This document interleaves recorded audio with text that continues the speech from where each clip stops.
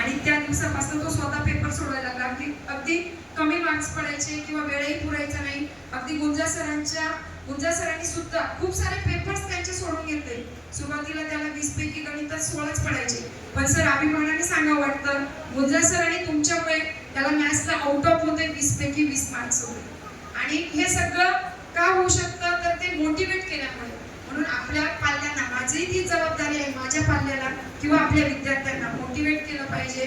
करू शकतात, तुम्ही करू शकतो.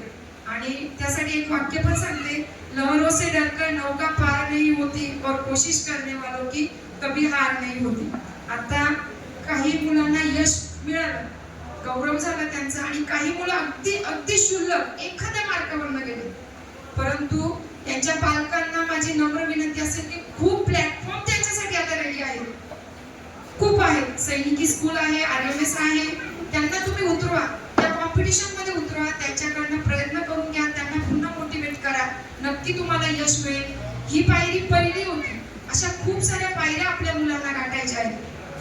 त्यानंतर सगळ्यात महत्त्वाचं मुलांचं वेळापत्रक बनवा, की मला त्याला सकाळी किती वाजता उठवायचं आहे, त्याच्याकडनं किती वेळ अभ्यास करून घ्यायचा आहे, आणि मी प्रश्नपत्रिकांचा सराव किती करून घेतला पाहिजे, किती वेळ त्याने यासाठी दिला पाहिजे. आणि सगळ्यात महत्त्वाचं खरोखर म्हणजे मला गुंजा सरांचा खरोखर अभिमान वाटतो की सर, मुलगा माझा 8:45ला सकाळी जायचा, शाळेची वेळ 11 ते 5, 4 वाजेपर्यंत त्यांचा अभ्यास असायचा, पण 4 ते 5 कंपल्सरी खेळायला सोडायचे. नवोदय स्कॉलरशिप दोन्ही तयारी त्यांची अशी झाली. आणि त्यानंतर सर आपला ऑनलाईन क्लास, पण खेळ हा त्याच्या आयुष्यातनं त्यांनी कधीच घालवला नाही. आणि आजही तो नवोदय विद्यालयात गेल्यानंतर तिथे हँडबॉलचा कॅप्टन बनलेला आहे. चेसचं त्याचं पहिल्याच वेळेस सिलेक्शन झालेलं होतं इयत्ता 6वी मध्ये. म्हणजे हे केवळ गुरूंच्या मार्गदर्शनामुळे. म्हणून खेळापासून पण मुलांना परावृत्त करू नका, खेळात पण त्यांना पुढे आणा.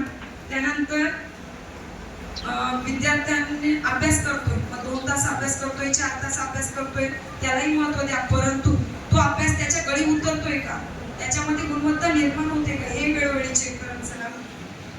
त्यानंतर मुलांना गेम पासून, आणि ऑनलाईन मध्ये बरेच मुलं मिसयूज करतात मोबाईलचा, त्यापासून त्यांना दूर ठेवा.